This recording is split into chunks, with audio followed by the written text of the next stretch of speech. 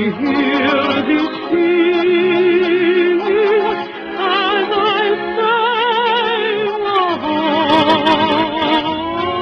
Over 400 years ago, the adventurous Portuguese explorers who discovered and claimed Brazil for the crown of Portugal sailed into this picturesque harbor and called it Rio de Janeiro, or River of January, because they discovered it in the month of January, and they believed the beautiful inlet into which we now sail was the mouth of a river. As we pass within the shadow of this gigantic promontory, known as Sugarloaf, we wonder if the white men who first saw it could have dreamed that it was destined to become the mighty sentinel of an enchanted metropolis with a population of over 1 million inhabitants and a reputation of being the most magnificent city in the world.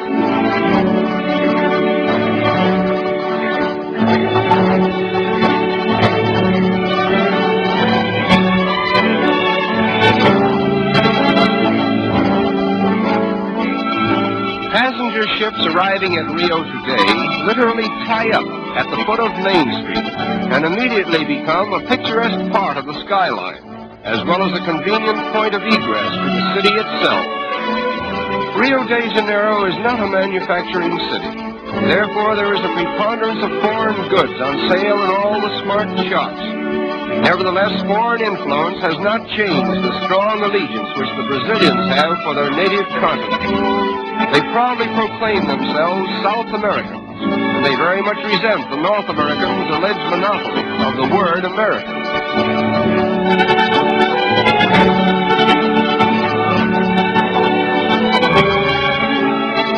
The period from 1902 to 1906 witnessed the wonderful transformation from the old to the new Rio, a comprehensive project so boldly conceived and brilliantly executed that there is hardly a landmark of the old city to be seen in the metropolis today.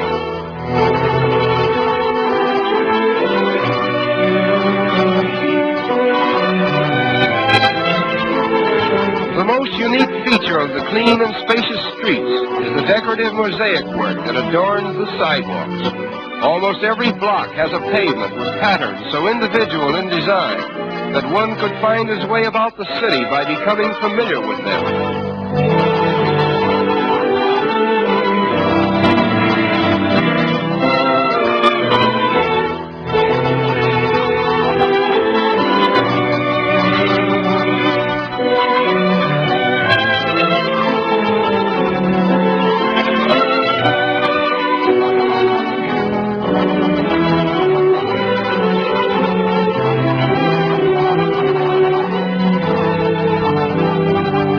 Rio is particularly noted for its numerous and colorful parks, which are scattered in picturesque profusion throughout the city.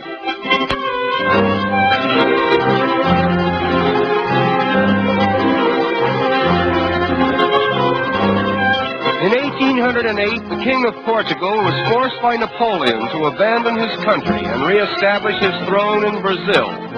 When he arrived in Rio, he brought with him, among other things, the first tiny sprouts of the famous royal palms, which he planted here. It was decreed that only members of the royal family might have the privilege of cultivating this particular species of tree. But time and nature have overruled the regal command, and the royal palms that were meant to be the exclusive property of Portuguese royalty are now the common heritage of all Brazil. The outstanding landmark of Rio is Sugarloaf Mountain, and from whatever angle one may view it, it forms a most impressive picture.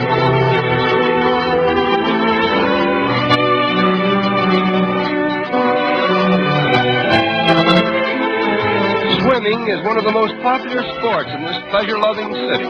Consequently, many attractive swimming clubs have been erected along the picturesque shoreline.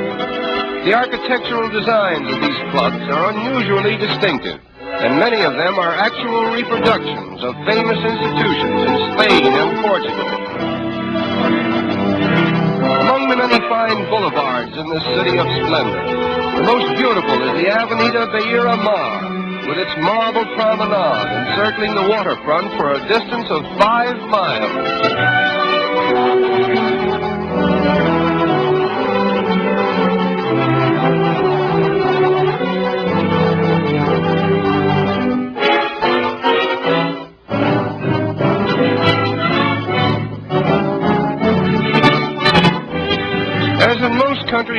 America, the color of one's skin does not always determine one's social standing. As a matter of fact, the racial color line seems to be so thinly drawn that it has become a haven of toleration for all races. Nevertheless, the Portuguese language still prevails.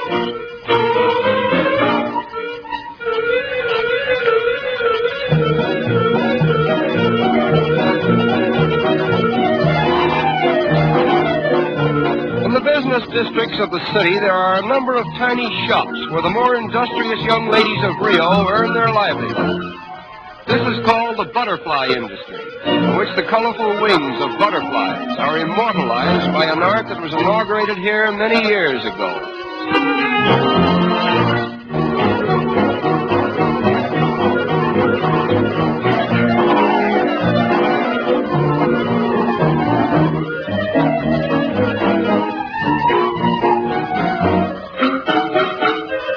The design is first painted on glass, and the delicate butterfly wings, which have been carefully assorted for their best colors, are cleverly worked into the design and held in place by adhesive tape.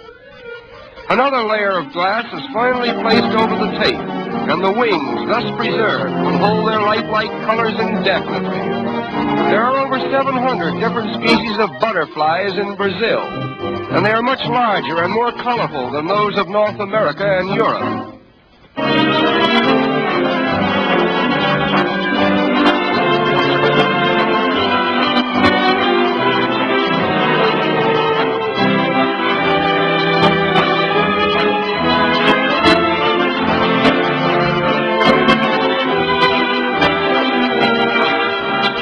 The completed articles consist of tea trays, vanity and jewel cases, bonbon dishes, and decorative pictures designed to glorify the city's landmarks. And needless to say, the predominating design is Sugarloaf, the center of attraction for all eyes that glory in the magnificence of Rio de Janeiro, the city of splendor.